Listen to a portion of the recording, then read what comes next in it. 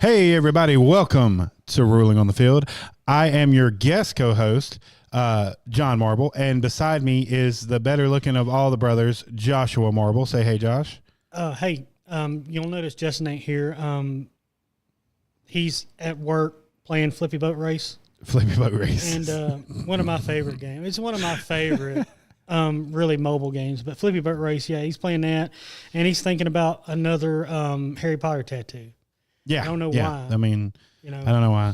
Because you know that Harry Potter is just Star Wars with sucky lightsabers.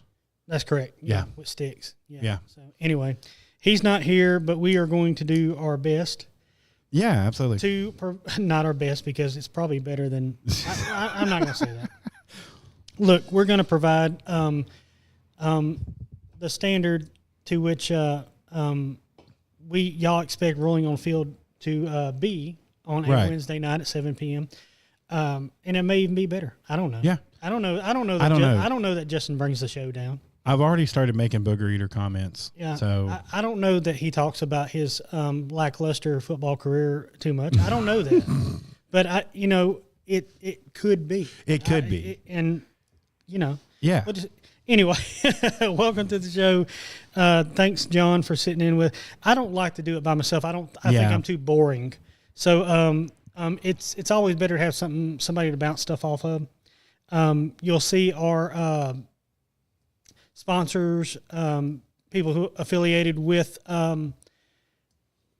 Silby Live, Satsuma Valley Studios, scrolling along the bottom of the front desk there. Right. And just remember, that'll be changing here soon. And that will be changing. Yeah. We do have rules on the show. We have call line, correct, John? Yes. 409-994-5445. I added too many. Yeah. 5445. So real quick, that'll be changing next week. We actually have a brand new phone number. So we're going to put that one up there. That'd be great. Yeah. That'd be great to have a dedicated, and it doesn't go to your weird cell phone service. Anyway, if you do call in, you do have something to add to the show, we do ask that you do not talk negatively about amateur athletes. Right. Or local coaching. We will be lenient on local coaching. They do get paid. Yeah. But we're not going to let you just talk, just bash them. We're not going to let you do that. Not going to do it. Don't do that. Don't do that. No, we don't do it. Yeah. So call in if you want to talk to us or want to, you have a story or the new sponsor role is going to be legit. Yeah, I heard this.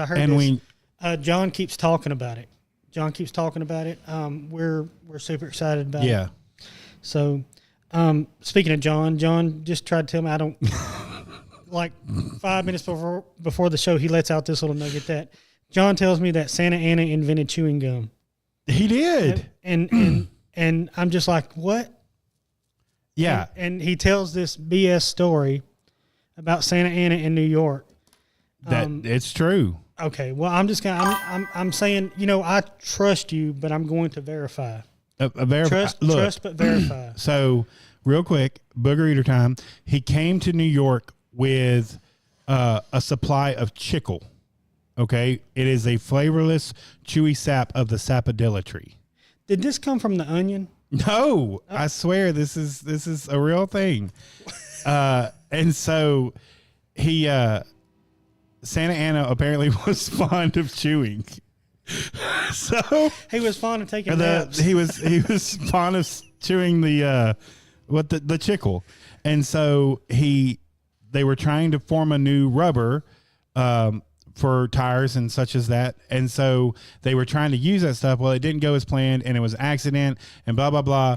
He created chiclets. This is the same stuff. I just saw it in here. I'm actually looking at it.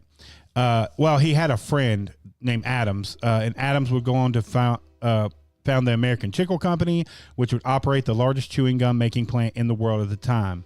It's now owned by Cadbury, but they make chiclets and stuff like Dentyne. I can see where Dentyne is related to chiclets. I can see that. Yeah. So he created chewing gum. Okay. Like, look it up. It's true. Google that. Y'all go down that wormhole tonight. All right. Yeah. Anyway, we're not here to talk about chewing gum. No.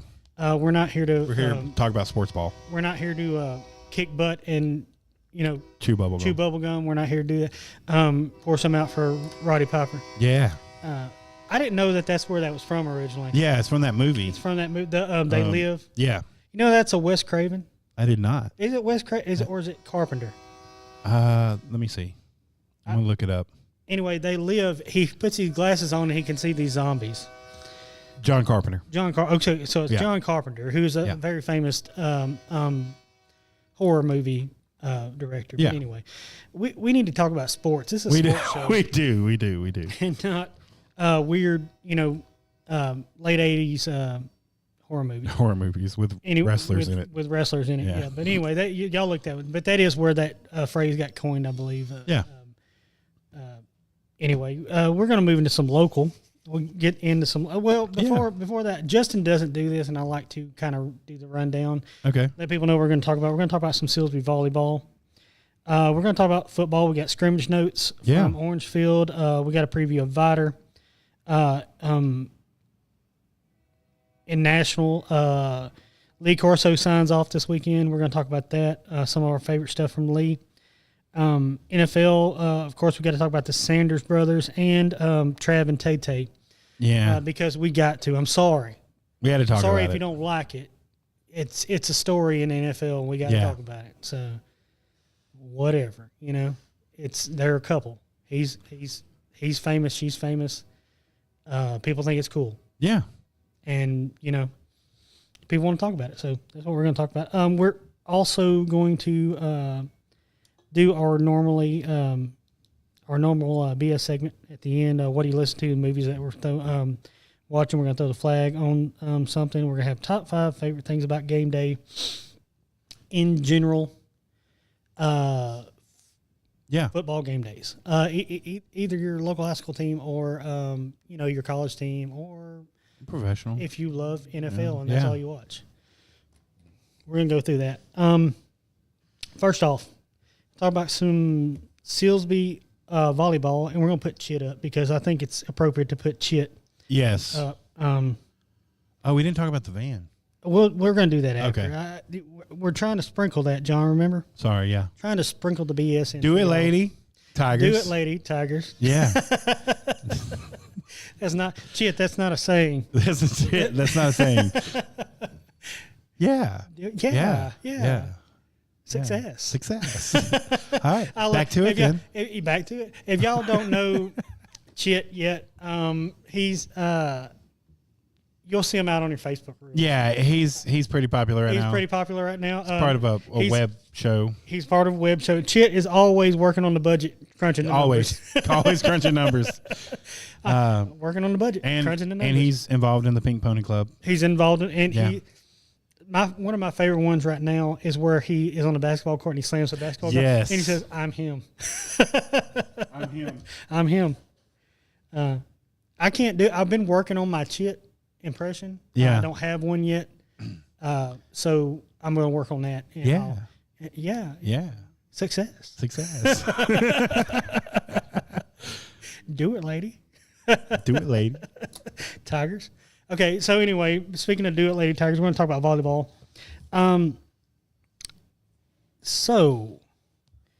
Most recently, and we're speaking of your number 6 Southeast Texas volleyball ranked Lady Tigers. Right.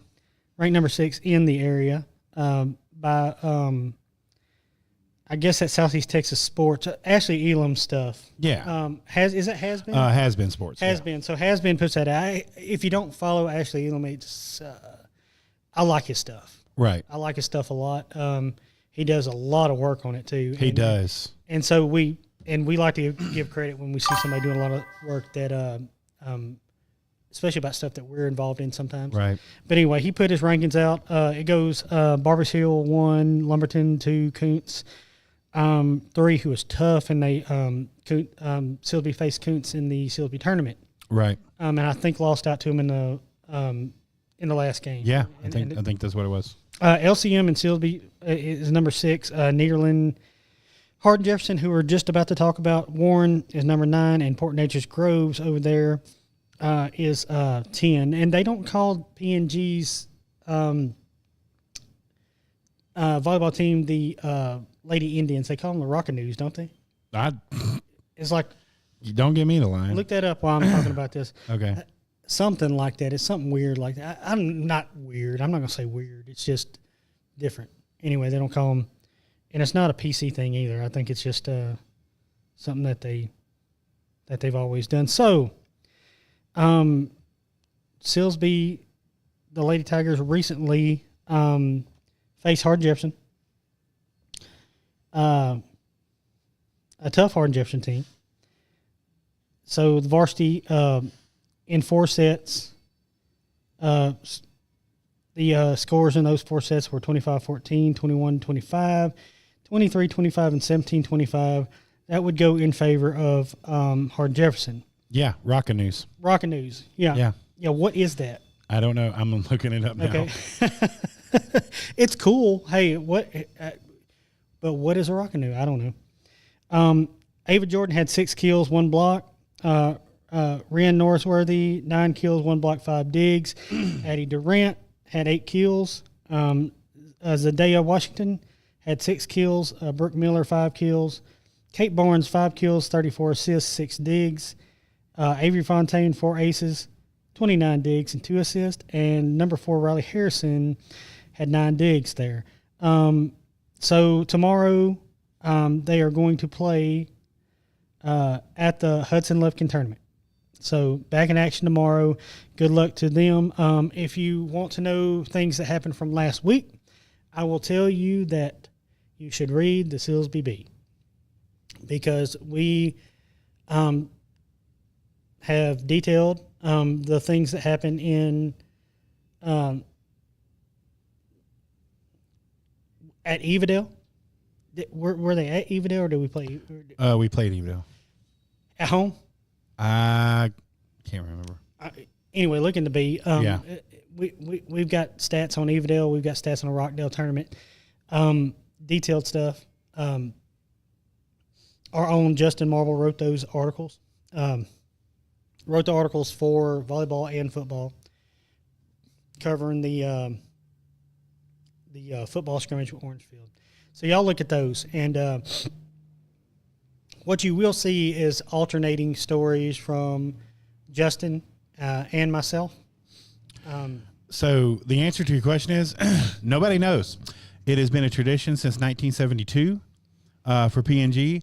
But even the volleyball players, I think they do know. I think one of the volleyball players said it's a secret, and they do some kind of pre-match, I guess, thing. I don't know, but nobody knows what it is. Sounds rather cultish. Yeah, but I'm not here to judge. I think it's pretty cool. It's just, it's cool. I mean, it's unique. But I did notice. I have noticed for years that they called the Rockaroos. They're called the Lady Indians, which is what you would think. Here's my mental thought of it. So they're the Indians, right? Mm-hmm. PNG. So you take the last word, news. It kind of sounds like canoe, and then rocka. So it's kind of like you're rocking a canoe back and forth. I award you no points. I don't know. Nothing you said was in the realm of something that was a legitimate thought, and I award you no points. It's on my bucket list now to find out what it is. Yeah. I don't think that's close to right. I don't think that's even close. That's a reach. They're probably offended that you said they probably are. Yeah, they probably are. I mean, you're a Lady Indian. What a squaw? Squaw, yeah. Squaw. I don't know. I don't want to go there. Let's back off that. Hey, let's back off that, guys. Because yeah, I think we ought to back. I think we ought to back off anything. Yeah. Native American wise. Yeah. Although I think PNG is proud of their mascot, and I think they absolutely do a lot to make people understand that this, it comes from it doesn't come from a hateful place or whatever. But Rockaroos is just I always wondered about that. So yeah, it's good to know that I'm not the only one that kind of was like, hey, what does that mean? What does that mean? and because it don't really mean anything other than what they want it to mean, but that's what they're called. But anyway, we're not here to talk about PNG. We will, because they're more of a local team, but we're going to talk about Silsbee, mainly volleyball, and like I said, y'all go out and watch Silsbee volleyball. Y'all show up. Let's get in the stands for these girls. Absolutely. Bring a poster that has Chit on it and say, "Do it, Lady Tigers." Please do that. Please Somebody do that. make a T-shirt. Somebody do it. Somebody make a T-shirt with Chit on it that says, "Do it, Lady Tigers." Yes. And credit ruling on the field. Credit ruling on the field. Yeah. Because, see, we don't gatekeep ideas. We don't gatekeep things for the community. Yeah. We don't care if you take our ideas or our pictures or anything and use them as you will.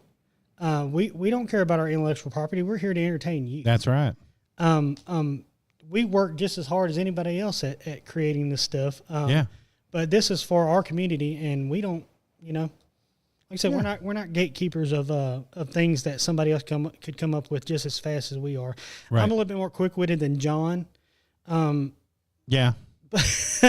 I'll give you that. That's true. But and it's y'all are a little bit more creative in the comical aspect. I'm more serious about things. Yeah. So you're a Debbie Downer. Always. And that's what we deal with John. But it's okay. Yeah. Football scrimmage notes. Again.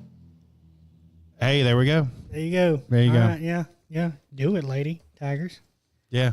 It should be do it, Lady. And then Tigers. Yeah. With Chit's face on it. With Chit's face on it. Yeah. Yeah. In that sweater vest. I love Chit. Man, I've been watching those every time they come on. Yeah. I'll tell you another one later on that I like to watch, and I don't know if anybody else watches it, but I do.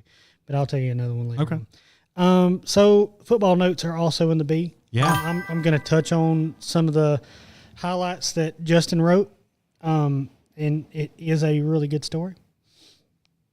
If I can find it, bear with me. I should already had this pulled up. John, you fill in while I'm... Look, all I'm saying is that Justin is probably smiling right now because he feels like we can't do this without him. He does feel like that all the time. But the fact is that, getting on here and talking about, like I said before, your mediocre football career is not really what people want to hear. And anyway. And Coldplay, we don't want to talk about Coldplay. I'm not going to go through it. Justin details this very well in the B. Please buy a B. Or they have a digital subscription option on their website, all kind of stuff. Right. Y'all look them up. Yeah. He details this really well. It goes through the game quarter by quarter. The gist of it is that the Tigers are still working to jail. Yeah.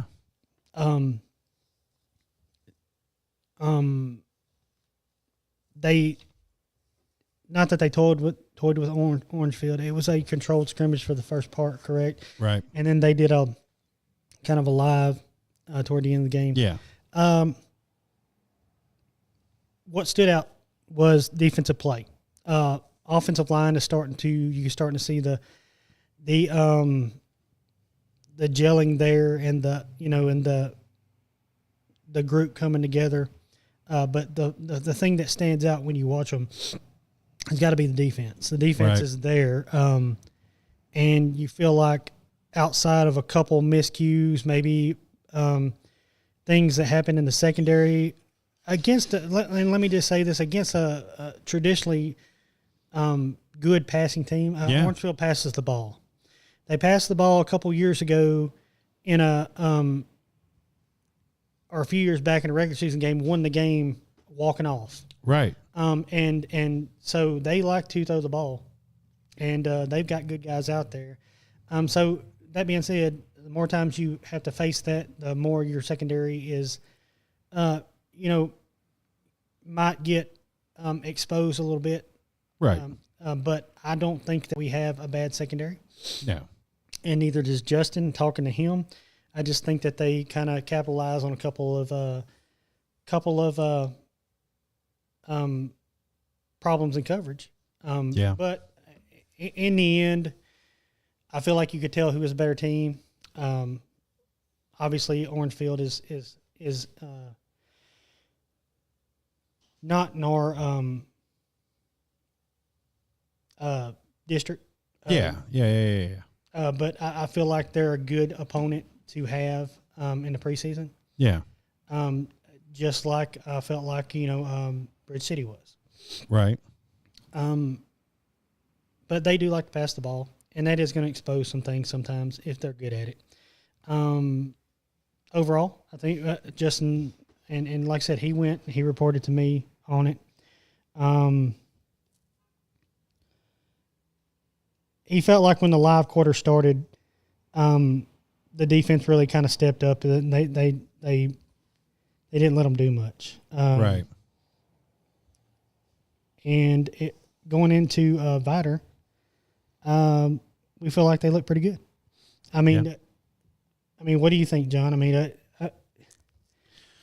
I'm kind of with him. I think that looking at the offensive side of the ball, like you said, it does seem like that our offensive line is starting to interact with each other a little better. They're starting to gel a little better, and then our defense is. They're there. The defense is there. It's there. The defense, the linebacking core. Yes. The defensive line, that's a bright spot on this team. And, right. And you're going to notice it right off the bat. You're going to notice that, and I feel like you're going to notice the offensive line. Yeah. The offensive line is they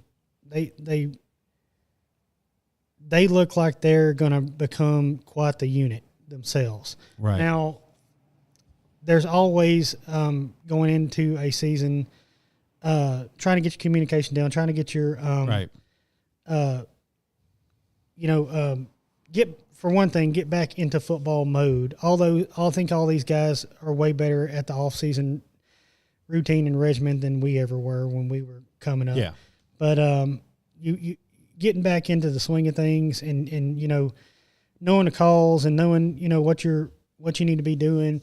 And with the offensive line, it's not just even knowing what you're supposed to be doing.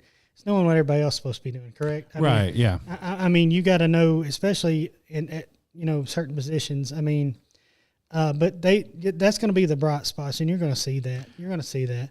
And I think, like I said, so having a good offensive core, having a great defensive core, and then I think you're going to be surprised this year. We've got some playmakers that are out there, and so I think we're a force to be reckoned with. I really do. Justin mentions toward the end of his article, and y'all read this in the beat, that let me find it.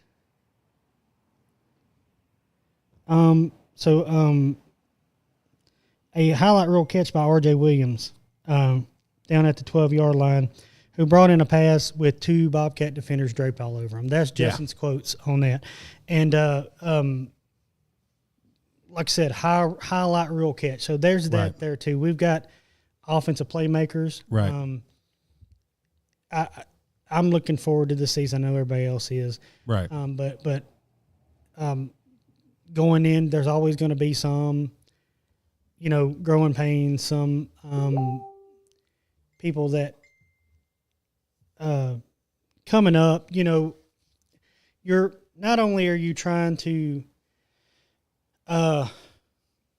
get ready for the season, but you're trying to adjust to new players coming up that may not have been on at the varsity level, trying to fit them in, trying to help them learn their teammates and how they play. It's a little bit of a struggle in the beginning of the season with that, and trying to find where everybody fits and where the pieces fit. But I think they're going to be okay, and we're looking forward to seeing them at Vider this week. What's up? No, you're fine. Keep going. Okay, you're on my cord.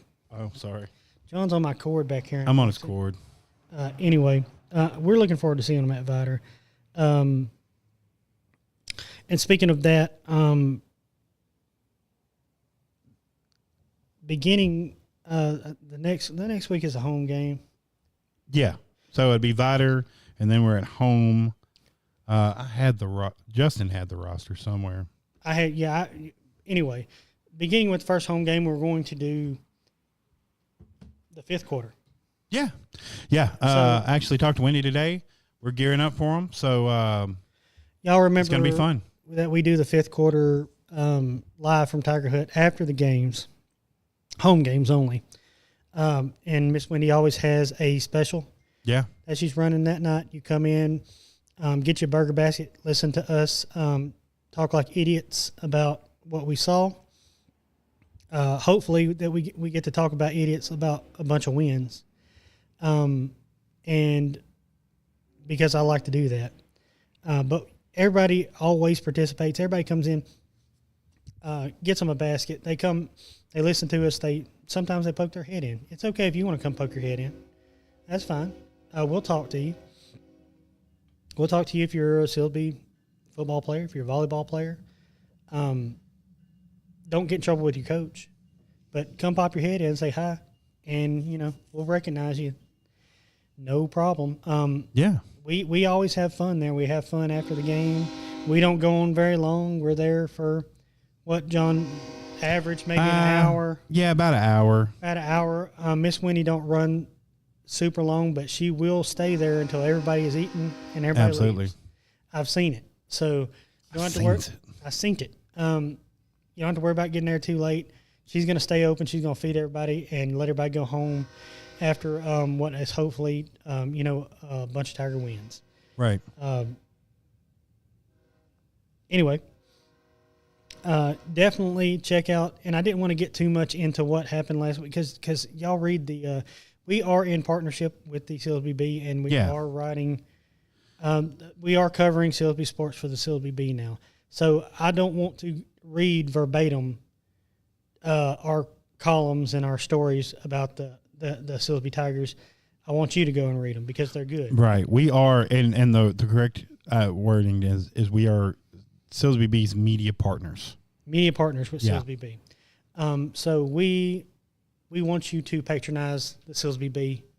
The Silsbee Bee has been around for ever, John. Yes. So, I mean, 100 and little over 125 years. And speaking long time. And speaking with Dennis, the new owner, he loves local newspapers that have been around a long time. He loves that. That's his business, and he wants that to continue with the Silsbee Bee, and we're happy to be his media partners to help him with that. Absolutely.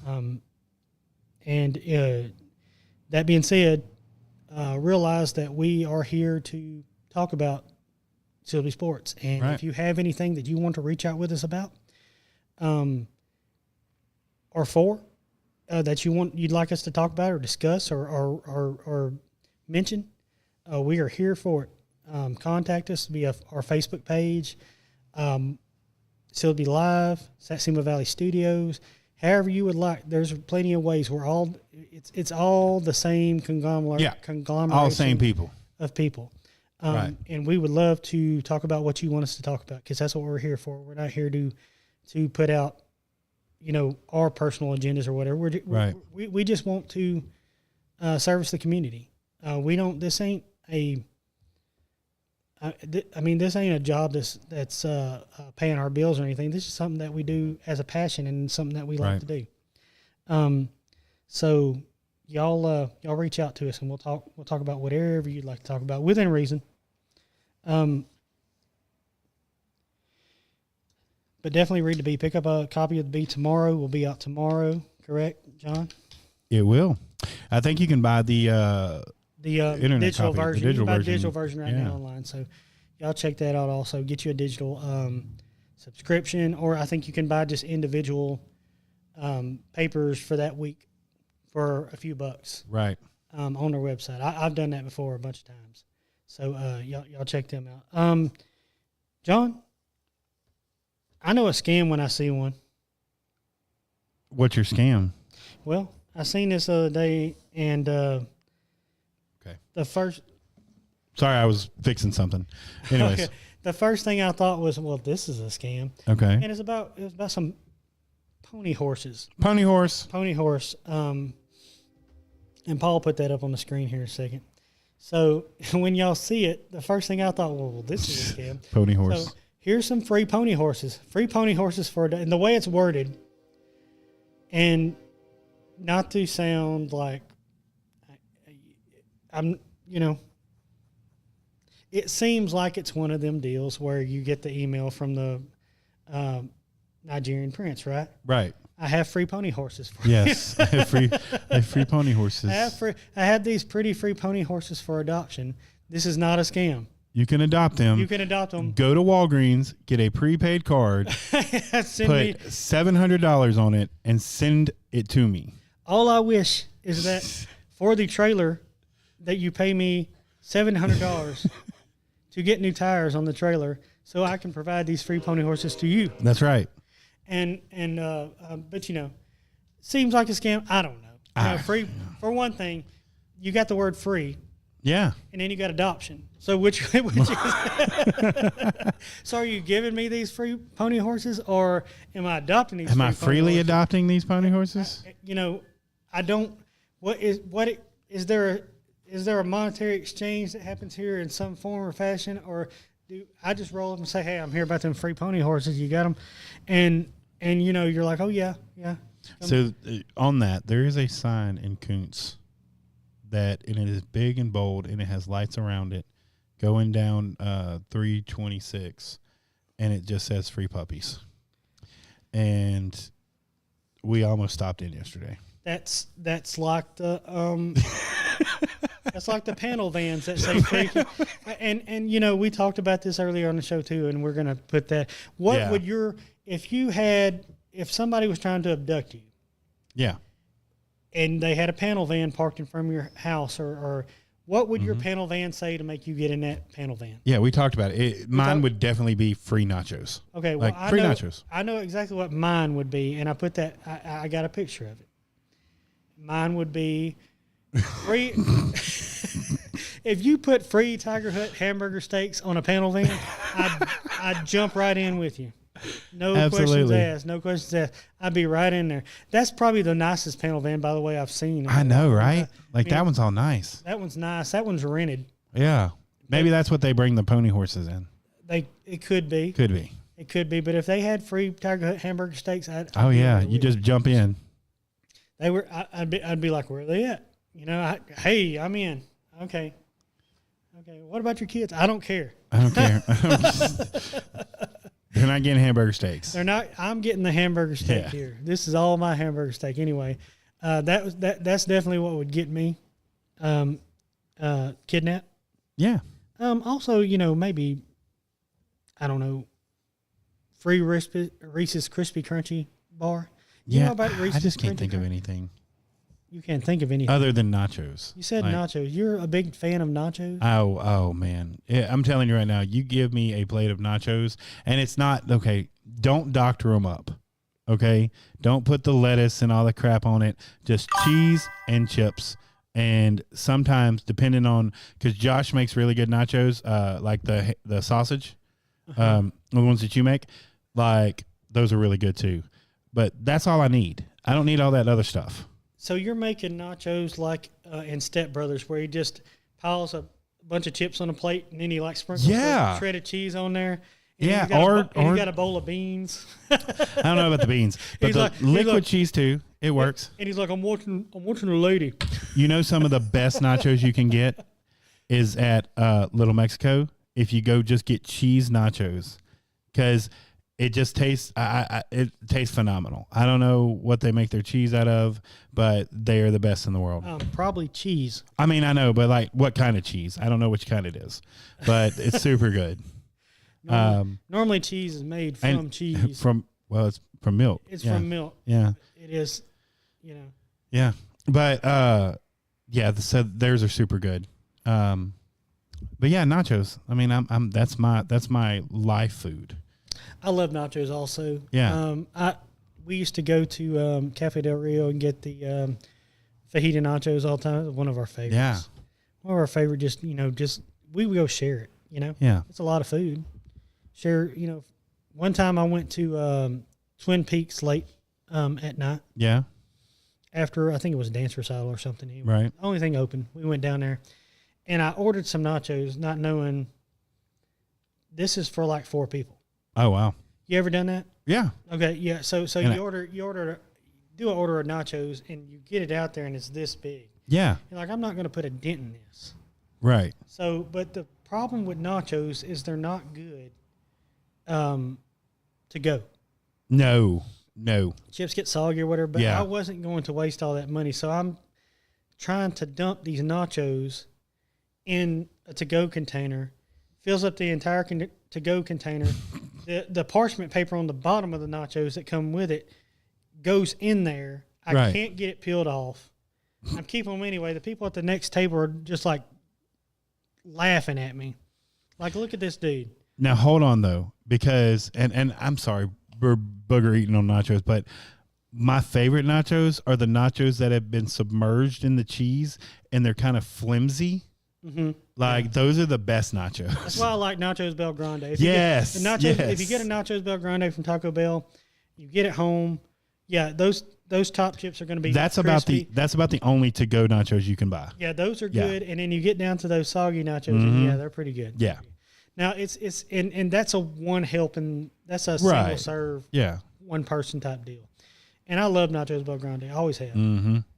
A little pissed off at Taco Bell because where's the double decker taco anymore? I know. They're supposed to have I had the app, right? And so they send me push notifications, and they're supposed to have like a decades menu, a 90s decades menu coming out, or 2000s. So the double decker taco should be on there. I sure hope so, because that was good. That was good. Yeah. All right. So enough about heartburn. Yeah. Enough about heartburn. National College Game Day in National. This weekend will be Lee Corso's final College Game Day. Right. And for those of us who have grown up watching College Game Day, we know that Lee Corso is a big part of the show. I mean, icon. Yes. Now, was he always kind of set up to make the pick and everything like he is now? No, that's probably happened in the last 20 years. But he's been on the show for 30. Really, the headgear stuff, probably been the last 20 years, to be honest with you. Maybe a little bit longer. That's when it's been most prevalent. But he was a coach before. Had so much insight, especially when he was younger, about the way football players think and the way they, the actual college football is. And I think that's why everybody liked him. I think if you watch him in his younger years, yeah, that's a lot of bass. You hear a lot of bass. Bass come to the window. Yeah. If you watch him in his younger years, he really had a lot of insight on how college football actually was at the time. Now, older years, we're dealing with things that we don't know about college football. We're dealing with new things in college football. I can't imagine that if he was, being honest about it, he could even really fathom what's going on in college football right now. Right. NIL deals and stuff like that. But the good thing about it is I feel like that they have let him go out gracefully. Yeah. To me, this probably should happen a couple of years ago. Right. I think the last couple of years have been a little rough, but I think Kirk Herbstreit, amongst others, have tried to protect him as much as possible on live TV. Yeah. And that's good because he definitely was slipping a lot, and they took care of him. Yeah. And that's admirable, especially Kirk Herbstreit, Chris Fowler. Yeah. Those guys, they took care of his legacy, didn't let him say anything dumb. So here's the big question is, who do you replace him with? You don't. You don't. You don't. And my note on this is that you don't. Nobody ever does the headgear pick again. No. Yeah. You can't let anybody do it. Yeah. That you. I mean, was Pat McAfee, was he a good addition to the show? Yes. He will kind of fill in that goofball role that Lee Corso was, but nobody should ever do the headgear pick again. Right. They should retire that. And nobody should do it. I was reading on Reddit just now to where it says that they are going to make a hologram of Lee Corso and continue the show. They could do that. No, no, but like I said, I think they should retire. Yeah, I think he created that. He was the pioneer. He was the first guy. Yeah. Who did hot takes. Oh yeah, Not so fast, my friend. Here's so a fast. hot take. He was the first hot take guy. He pioneered that. He almost invented that. Yeah. So, Stephen A. Smith, Joel Klatt, Colin Cowherd, these guys who live on hot take stuff owe that to Lee Corso, I think. Right. There's no doubt about it. He was the first hot take guy, really. Absolutely. I remember watching College Game Day and going in 2006, 2007. It was early in my marriage, guys. we had babies. We didn't have to run around. Right. My yard was mowed during the week. On Saturdays, I would get up. I would start with Game Day and just watch games all the way through college football final, which at that time was hosted by Lou Holtz and Mark May. Yeah. And that was peak college football watching.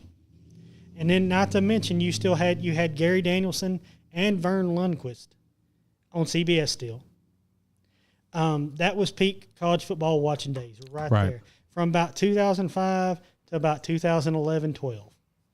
And then you started getting a little off. People started leaving. Lou Holtz and Mark May first got busted up.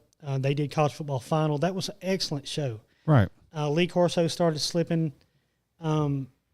Even in those early, you could tell, okay, he's got a big brain. He's got a lot of thoughts. He's got a big mind. There's a lot when people think a lot in their career and do a lot of thinking and things like that. You can tell that it weighs on their brain's ability to process information as quick as they used to. And that's what happened with Lee Corso in the last couple of years. He's not as quick. He can't be. He's 90 years old, guys. But he lasted this long. I think they should honor him by not ever doing headgear picks again. Everybody loved this guy, even when he turned heel on your team. Yeah. Even when he picked against your team, you couldn't help but love Lee Corso. I just remember, man, like sitting there watching, and I can't remember what it didn't matter if they were at a stadium, and that man picked the opposite team. It was wall to wall. You couldn't hear. No, the boos were so loud. I've been lucky enough to experience 2 LSU football games when game day was on campus. One with Justin, one when I was just there by myself. Yeah. When we walked in, me and Justin made a point to go and experience game day. And for one thing, you couldn't get in there. No way. For next thing, it was impossibly loud with the people who were there. You seen the Washington State flag. You seen all the normal stuff, that you always see there. But impossibly loud. There's nothing. You could get in there. You could root yourself in there, but it was enough to sit back and watch from afar and realize that was it was an experience. Even looking at it from a distance. And Lee Corso will be missed because of that. Because he's part of all that. That's become an institution. College Game Day has become an institution. Everybody wants to know where College Game Day is going to go next week. Everybody will always want to know who Lee's going to pick. Yeah. If I didn't sit down and watch College Game Day, I would watch that last 10 minutes just to see what mascot head he was going to put on.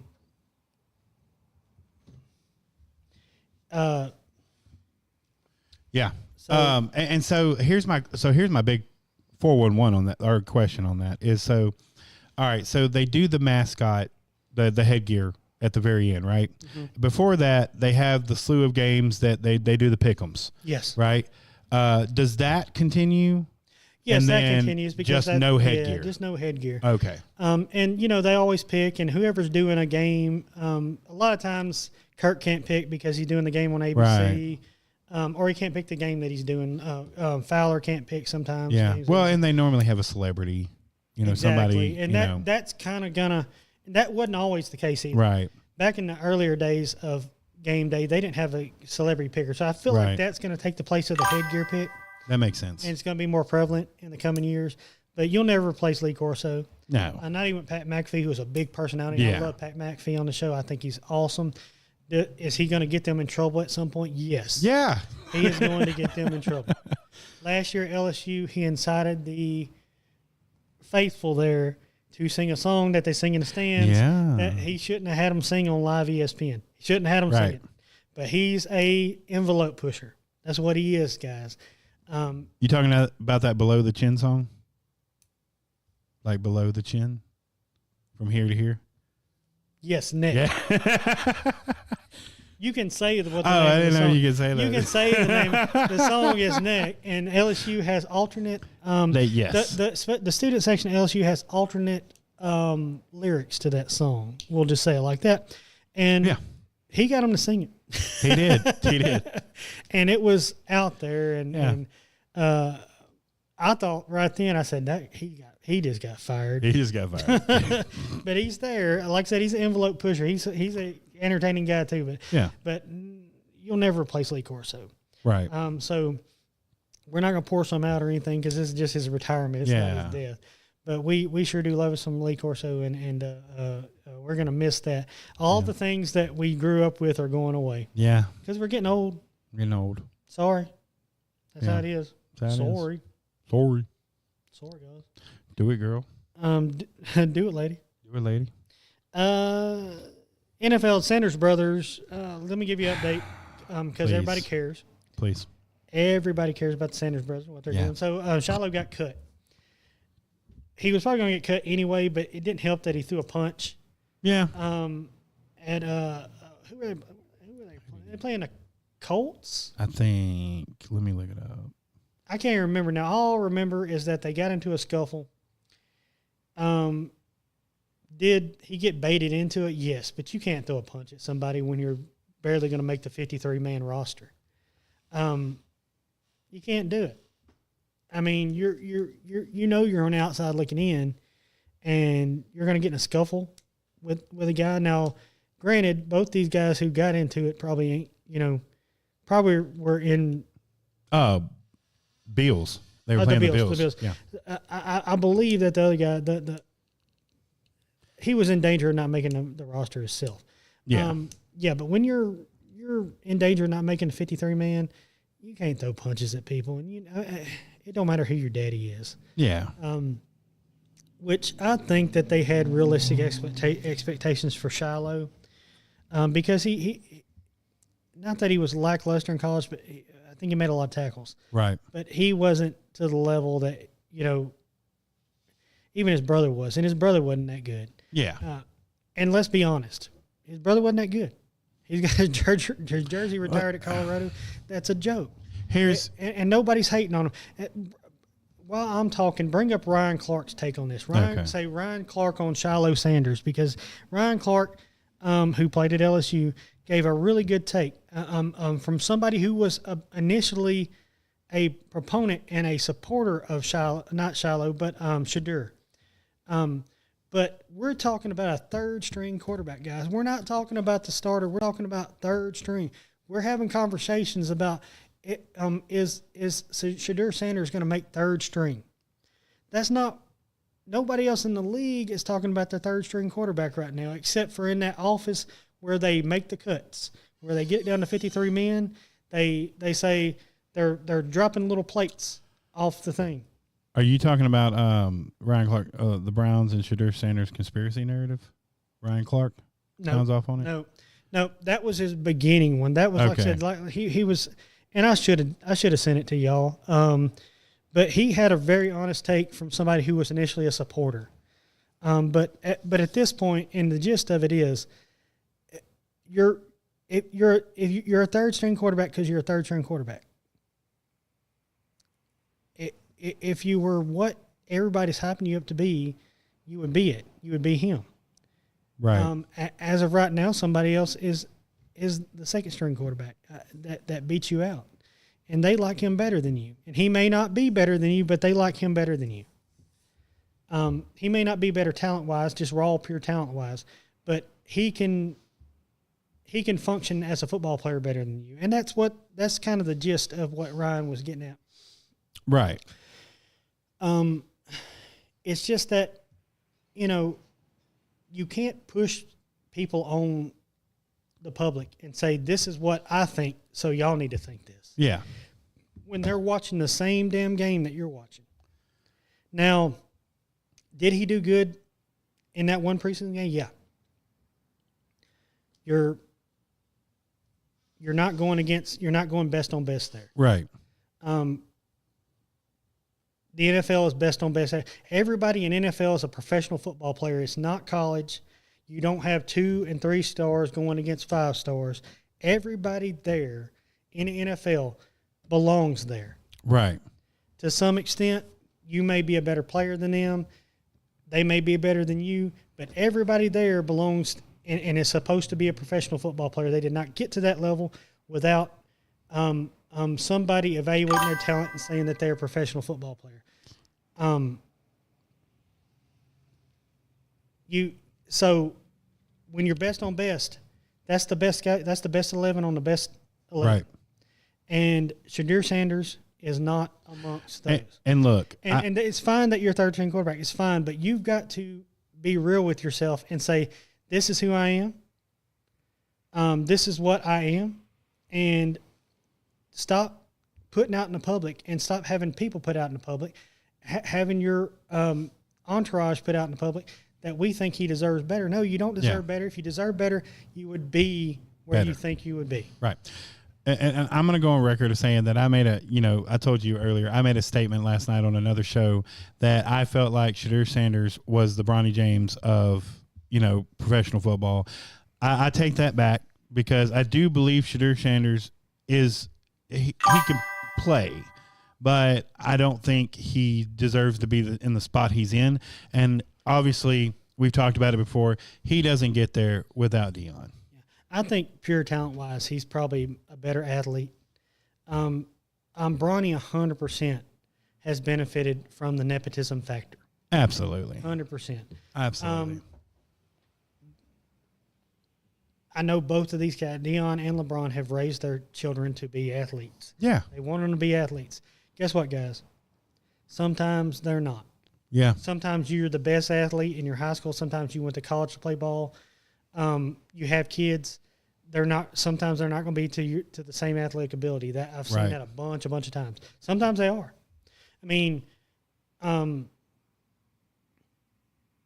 take the Mannings into consideration. Archie Manning's grandson, Arch. Yeah. His kids, they were good athletes. Right. Looking back, you go back and look at film from Archie Manning in college and the pros. I don't think Peyton and Eli are as good athletes as their dad was. Right. And I think maybe Arch Manning may be better athletes than all of them. Yeah. So it's just a thing. It's just what you grow up with, and but you can't force somebody. Your peak athleticism is where your peak athleticism is. Right. It's either in high school. Hell, it could be in middle school. Yeah. When you peak, you peak. That's it. Unless you take and performance enhancers, when you peak, you peak. Right. If you got to take, and somebody said this, and if y'all know who said it, y'all credit them. A friend of mine has told me this for years. If you have to take performance enhancers in high school, you don't belong in athletics in college. If you have to take them in college, you don't belong in professional leagues. Right. It's when you peak, you peak. That's just it. And do I think that Bronny James peaked? I do believe so. Absolutely. I think Shedeur Sanders peaked? No. But I think that you also got to tell yourself, I am what I am. Right. A lot of people are honest with themselves. That's not to say that there's not exceptions. There's not Kurt Warners in the world that said, I am what I am, went and sat groceries for a couple of years and come back and said, hey, I think I can do this for real. Right. There's exceptions to every rule. But you can get better as an athlete and as a player, but you're never going to increase your raw athletic ability. Right. Without being enhanced by some form or fashion. Yeah. Is that fair? No, that's fair. That's completely fair. And we got way off track there. Yeah. No. Yeah. All that to say that Shedeur Sanders is who he is. Right. And I think the quicker that him and maybe his dad and brother accept that this is the level that I can achieve, the better. Right. I feel like if he was ever going to be as good as his dad, he'd already be as good as his dad. Right. As good an athlete or whatever. I'm not saying they're not good athletes, but that's a high point you're trying to reach there. Absolutely. Big shoes to fill. Big shoes. You're talking about one of the best athletes there ever was. Right. Him and Bo Jackson. But anyway, we're going to move off to Sanders, brother. We just wanted to touch on that because that's been big news. Even though we don't think that sometimes it should have been, you got to talk what you got to talk about. And just like our last topic before we get into BS segment is going to be something that we just had to talk about. But right now, I'm going to go through some of the games with you that we got coming up this weekend, tell you what we're interested in. Yeah. There are some big games. And over the years, and I'll tell you this because I've been watching college football for a long time. And over the years, I've been very impressed with the week 1 slate that they put out. And teams and colleges, universities have been very cognizant of, hey, that week 1 game, we need to be in a kickoff classic or we need to have a really good, strong week 1 opponent, get our fans excited, get our season ticket people excited to get in here and really support our team. Right. And I think I've noticed in the past 10 years, instead of scheduling cupcakes, directional schools for that first game, I've seen a lot more of Texas Ohio State, which is one that we're going to see this weekend, or Notre Dame Miami, Catholics versus convicts. That was old school. Back in the 80s. I don't remember it. I just know the game because I watched a lot of ESPN Classic. LSU at Clemson, which is the battle for the real Death Valley. Right. Which, how dare them call it? Y'all know how we lean on that. Yeah. Alabama, Florida State. It's going to be good. You got Tennessee versus Syracuse. I don't know. That's probably the least impressive of all of them. Yeah. You've got South Carolina, Virginia Tech. Virginia Tech, those are, to me, those are kind of always, they've kind of always been the same schools where they're kind of always underdogs. And every 3 or 4 years, they have a good team and they upset somebody. And you're like, okay. Back in the Beamer Ball days of Virginia Tech, I loved watching that team, man. Beamer Ball, of course, being, when Frank Beamer was there, it always seemed like they made a play on special teams that you could always count on them making some kind of play on special teams, turn the game around. Yeah. That was Beamer Ball. Auburn at Baylor. That should be fun with, Dave Aranda over there throwing little people. If you watched the show a couple of weeks ago, he went on a rant at a press conference about Wolf of Wall Street. Not a rant, but like he was trying to compare the scene in Wolf of Wall Street where they throw the little people at the Velcro mat. Right. Yeah. Like the Velcro balls. Yeah. He was trying to compare that somehow to football, and it just didn't hit. It just didn't hit. He had to apologize for it later. I don't know where he was going with that, but the whole time it was the cringiest thing. The cringiest thing I've seen in a while. And he's a very smart dude, which is why it was out of character for him. I don't know. Maybe he had a C4 and it kind of hit him hard. I don't know. Maybe he had an energy drink and he kind of, that beta-alanine hit him, and he had the tingle face, and he just was, and he was just kind of all over the place. Yeah, y'all ever? Yeah. Those drinks with the beta-alanine, and they get the tingle face. Get the tingle face.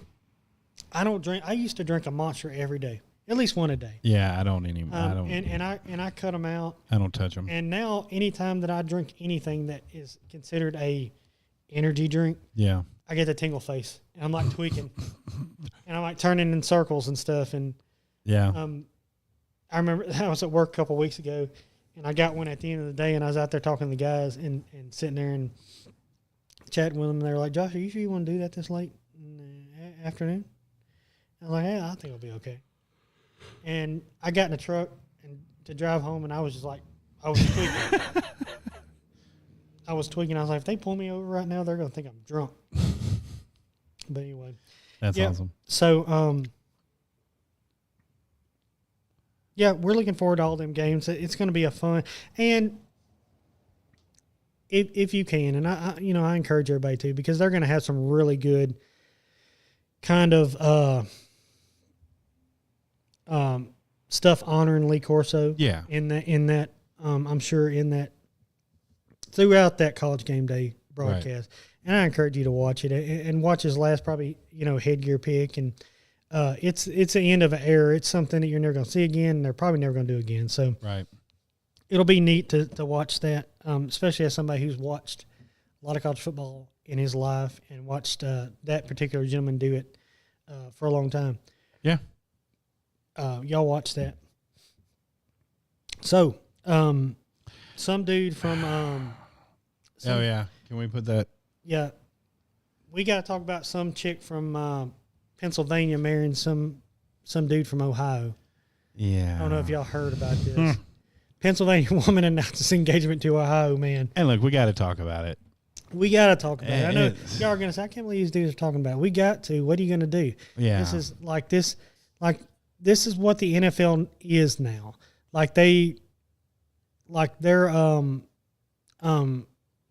This is their Us Weekly wing. So they've got a little bit of that. They've got a little bit of tabloid in them that they kind of put out there. Maybe they do it to get female viewership. I wanted to ask you about that because I know you watched the show last week, and me and Justin had the conversation about, is this good? Is Taylor Swift good for the NFL? I think it's good in the fact that, and this is going to sound really selfish. Yeah. But the fact that maybe it pulls a few more women into the fold as far as, hey, football's okay. Yeah. Because there's been a stigma over the years of football. You see a lot of sitcoms reference it. The fat guy sitting on the couch watching football on Saturday all day drinking beer, and the wife saying, "Oh, you're going to sit around all day, drink beer, and watch football." Like there's that stigma in regards to watching football, and caring about football. Right. And I think that maybe, this may help that a little bit. Hey, it's okay, to enjoy football. It's okay in fact, it can be a couples thing. Yeah. There you go. Absolutely. Your girlfriend can go sit with your mom and watch a football game, or watch your football game in Travis Kelce's instance. It's cool. It's cool to watch football. It's fun. And maybe that's the angle they're taking on it. And look, regardless if that's on purpose or not, I think that it's something that's going to come of it. I think more women are going to watch football, and I think more women are interested in football because Taylor Swift's a part of it. Right. And good or bad. Look, here's the big thing. Be happy for them. Like, it's cool. I mean, not a lot of people on the football side really care, but it was cool last year to see how they developed. Like, there were times where she would be sitting with his mom and sitting with his brother. And that's cool. And that's something you can people can understand and say, and kind of draw parallels in our own life. Right. Well, I remember when my parents, were or my mom was hanging out with my wife. Yeah. Or doing things with my wife and stuff and kind of getting to know each other. That's neat. That's cool. Right. I remember when that always happened. I remember when it was kind of the puppy love phase where we did everything together, and I went and watched him and do it. I went and watched pickup basketball games or league basketball games at the rec center or whatever, and and it was fun then or whatever. And eventually you get to that point where it's a marriage and you have kids and maybe they don't like all that, but you go through a phase right there where you want to be together all the time. And it seems like that they're in that phase. Right. And yes, women are going to think that's cool. They just are. He's been in a lot of stuff. I think they were in some kind of Hallmark movie, or he was in a Hallmark movie or something. Yeah, I think so last year. Hold on. I got to look that maybe it was up. Lifetime, but was it both of them or just him? I think maybe it was just him, or maybe it was a show about the Kansas City Chiefs on Hallmark. And I want to say it was a Christmas show because that's what they're famous for. Oh, yeah. Yeah. Christmas on a Call.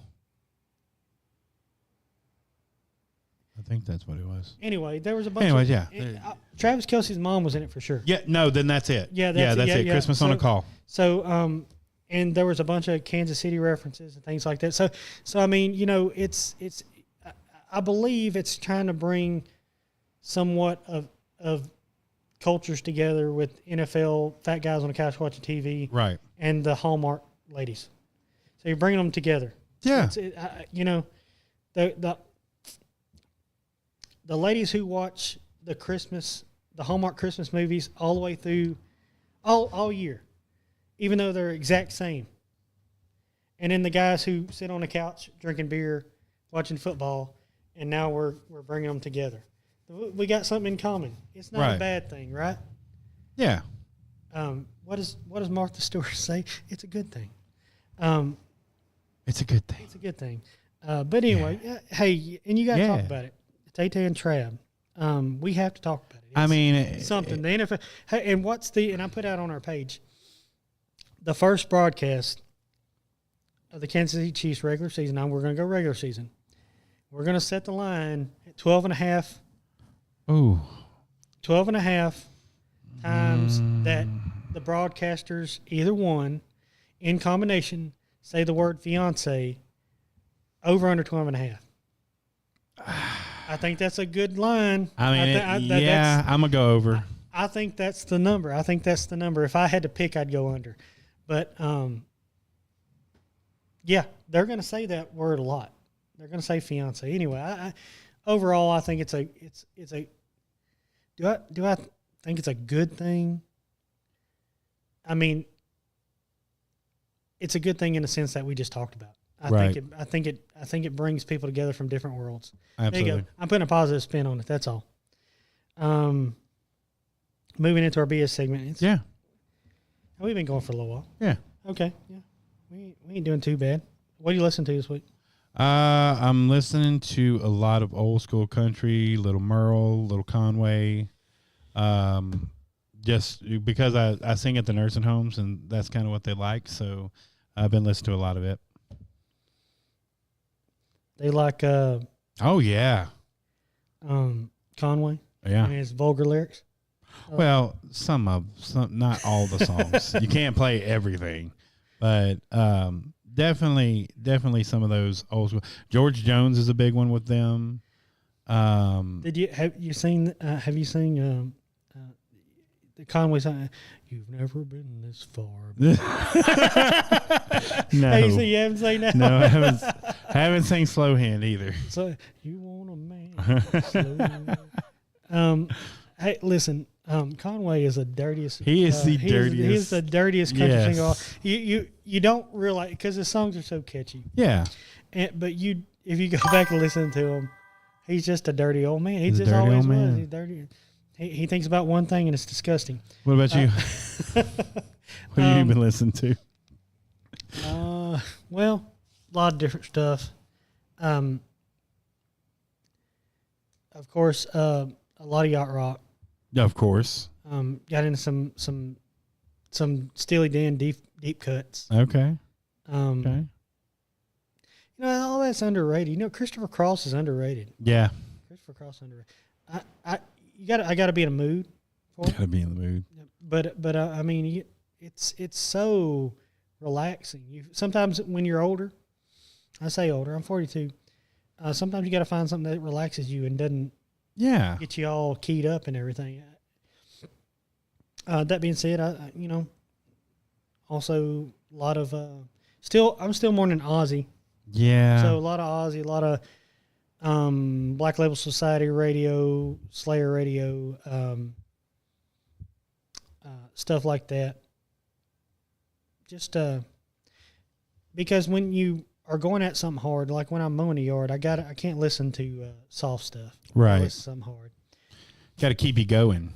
Exactly. Keep the juices flowing. As one of my buddies who used to work out constantly, he would listen to like really, really, really like new age hard rock, and he'd be like, "I got to keep the pump up, man. Keep the pump." And I'm like, I don't know what that means. Gotta catch a pump. Gotta catch a pump. Catch a pump. Hey, what do you watch on TV? Nothing really, man. I do too much.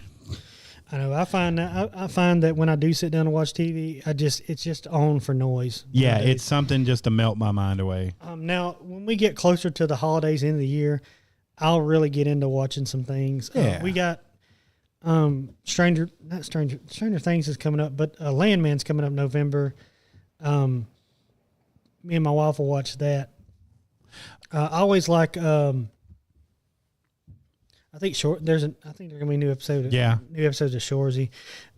Lately I've just been kind of making my rounds on History Channel. Right. So I will tell you this. This weekend, because I don't think I have anything to do. I'm probably going. I probably will be able to come back to you next Wednesday and tell you what I'm watching, because I'll probably one of those days sit at home and just kind of binge and could veg out, and watch something. I got a bunch of stuff to do, so I probably won't watch all of it. Yeah. But I do like some of the History Channel shows. I've been really into the Food That Built America. Yeah. Which is in the Built America series that they do. They've got all kind. They started out with the men who built America, and then they went to the food that built America, and then they went to the mega brands that built America, which is a Peyton Manning one offshoot, and then there's a bunch of different ones. Anyway, I kind of like all those. It's kind of very interesting. I'm kind of a booger eater and stuff like that, although I still don't know that Santa Anna invented chewing gum. That's kind of like me with you remember that show How It's Made? I used to watch every episode of How It's Made. Yeah, I used to love How It's Made. It just, and it's just kind of something to put on, and you don't have to think about anything. You're just kind of listening to the facts. Right. Just the facts. Just the facts. And I always watch South Park. South Park has a new season. Yeah. I don't know that it's as good as everybody's saying it is. I haven't really watched an episode of the new season that I really liked. I think Trey and Matt have kind of, I don't know, I think they've kind of lost their edge over the past couple of years. I don't know they lost their edge. I think that it's just been so long that they, how long can you go coming up? Now, in the past few years, they've had to become very topical. Right. They've had to, they've had to wait on stuff to happen so they could talk about it on their show. And that's kind of what this is. I mean, they're just going kind of week to week, and hey, that's fine. But there was a sweet spot there that they had that was between the beginning few years and the last few years that was just like really good. The Integrity Farm, the stuff, and the Stan Marsh stuff where they really got into that character. I felt like I really enjoyed those. Anyway, I've been kind of watching that. Like I said, I hadn't really had one that I really enjoyed yet. Right. So August 13th, 1997 is when South Park debuted. Yes. So over 28 years. Yep. Yeah, it's been going a long time. That's wild. Go. It's been going a long. He's all right. But I mean, yeah, 28 years of do it, and how much content can you how do you? Well, you run out of things. You run out of things. But yeah, man, that's wild. Yeah. But anyway, we're gonna throw the flag on. Okay. Something. Yeah. Go ahead. I already kind of threw it on people who gatekeep stuff in the community and monopolize things in the community.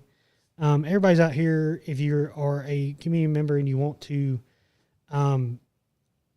support, you want to support our local teams, you want to support our local businesses, there's no reason to monopolize that or gatekeep it. If you're first, that's fine. If you're first to do something, that's fine. Whatever. We've been the first to buy, but like we said at the beginning of the show, we don't care if anybody uses any of our intellectual property to help, as long as it's helping the community do something. Right. We don't care. That's not something we're going to gatekeep from y'all. Right.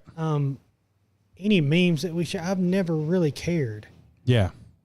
If we create a meme that's original or whatever, any of our posts, because we borrow from people too, and we understand that we're as content creators, like you just said, John, you run out of things. You run out of things. So you've got to constantly think about things. Well, what am I going to talk about, or what can we do, or how can we get people engaged, or whatever.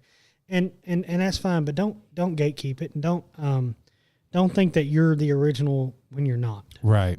That's we're not the original SportsCon podcast or Facebook Live. We're not the original Silsby people that talk about Silsby Sports. We're not any of that. Right. So what we're going to do is continue to do what we want to do and support our local teams and talk about sports, because that's what we like to do. Right. And we're not gonna take offense when somebody else does it. Right. I think that's silly, and I think it shows how silly you are when you do it. Absolutely. Yeah. So, and yours is kind of, I guess mine's kind of the same, I guess. Not really. So I put this on my Facebook last night, and this is a big issue with me. Okay.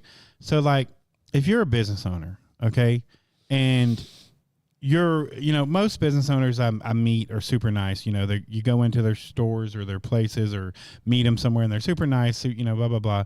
But then when you get out of your business, when you're just a normal person, and if you're a crappy person, I am going to tie that back to your business.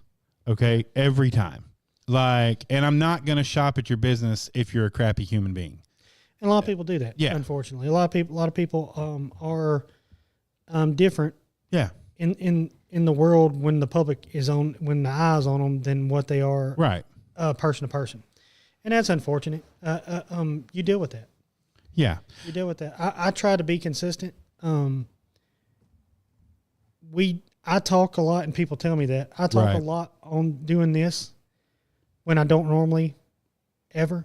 And I'll tell you that about myself, and I may not be the friendliest person if I don't know you personally. Right. Even if we're just even if we're good acquaintances or whatever. It's not that I'm trying to not be friendly. It's just that that's who I am. Right. You just don't know them. You don't know. Yeah. I'm loose here because I'm with my brothers. Right. And we're just BSing, for lack of a better term. I mean, what we've always done our whole lives. What we've always done our whole life. And when you're in a comfortable spot, you're going to be comfortable. Right. But that being said, I never try to be different to somebody as far as niceties and everything that I would, right. When I wouldn't be to other people. You got to stay consistent. Now, one thing I do agree with, and when I say this, I was sitting at the table with the man when he said this, listening to him, listening to stories, just kind of taking in it. But Pete Rose one time said to a group of us, and this was a small group, that in a leadership role, and I do believe this in a leadership role, that some people you've got to pat on the ass and some people you got to kick in the ass. Yeah. And I absolutely, I believe in that philosophy. And so when I am in a leadership role, you're going to see that persona out of me. Right. But if I'm not, I try to be a consistently nice, personable human being. Yeah. To the extent that I know you, I've got to, but I'm not a normally just outgoing, talkative person. Right. But I feel like, going back to what you said, you should be consistent in the world with what you are when the eye is on you, when the camera's on you, when you're talking to people. Right. And absolutely. And like I said, you can take on a different persona, but if you're in business and you interact with people all day, where it's not that you're, what did I say a couple of weeks ago? When you're doing this kind of stuff, you kind of become a caricature of yourself, correct? Right. You're not really. This may not be you're trying to be funny. You're trying to entertain people. Outside of that, right. It's different. But when you're a business owner and you're talking to people every day, and you're talking to them one way while they're spending money with you, and a different way outside of that, right? That's what you're kind of getting at. Absolutely. That's that you want consistency in that, right? In that realm, and I understand that. Because you get to, when you work in the public like I do, you definitely understand that, because people can be one way to you when they're getting exactly what they want, and they can be a completely different way when they feel like they're not. Absolutely.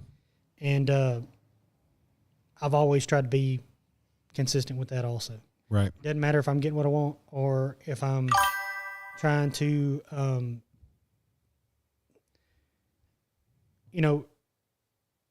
trying to reason with you about things. I'm going to be level-headed. My wife always tells me, you don't get mad in situations. Yeah. Other people get mad in situations. You might be mad, but you don't show it. Right. And I'm like, right, because you don't get anything out of people when you're an ass to them. Yeah. No, absolutely. And you're not consistent in who you are in what, as a person with them in your relationship with them. But that's what you're talking about. Yeah. But anyway. All right. We're not going to do a top 5 because Justin's not here. Yeah. It's never that fun. Yeah. Because he always has off the wall top 5s. Okay. But that'll work. We've. I mean, yeah, we're almost there. Let's go ahead and say, y'all definitely check out the Be Tomorrow. We've got a recap on the Orangefield scrimmage and volleyball. Yeah. Good. Both good stories written by Justin Marble. In association with our media partner. Right. Silsby B. Yeah. So y'all check it out. You'll have the whole recap. Like I said, we are always going to talk about it, but we'd like y'all to patronize Silsby B and read those articles. Justin wrote a couple too, and be looking out because we're going to cover them all season. We're going to alternate a lot. Sometimes John's going to help. Right. Have input. We're tag teaming and triple teaming this thing. Yeah. To bring you the local coverage in the paper and make sure that we get our local athletes out there and have them put a little shine on them. That's what we're about. We want people to know them. We want people to be able to look at their number and say, I read about them in the paper. I read about that girl on the court in the paper. I read about that guy that just caught that pass in the paper. Right. We need to put a little shine on our local athletes and their accomplishments, and that's what we're here to do. Absolutely. So, but anyway, Justin probably be back next week. Yeah. I know y'all bear with us. We've been kind of in and out as far as us being together. He'll be back. We're just trying to get into the season. We're trying to get to the point where we're doing our fifth quarters and stuff. Yeah. We're going to get more regular. It's just a lot of stuff going on, beginning of the school year, stuff like that. So we'll get back to it and we'll be consistent. So, you got anything else, John? No, I think that's all I got. All right. Well, thank y'all for watching. Like Josh said, be sure to check out the Silsby B tomorrow. Check out all the good stuff on Marble Entertainment, Satsuma Valley Studios. And big thanks to our producer, Paul. Thank you, Josh. Paul's Justin, the man. Justin, ditch the Coldplay and come on back. We told Justin time and time again. Yeah. Like Marlon Wayne said in Mo Money, a job ain't nothing but work. A job ain't nothing but work. Thank you guys for watching. Thank you out there. We're working on the Facebook thing. We don't know what's going on, but we're going to get that fixed. We'll fix it. Thank y'all. And until next time, the ruling on the field stands. Good night, everybody.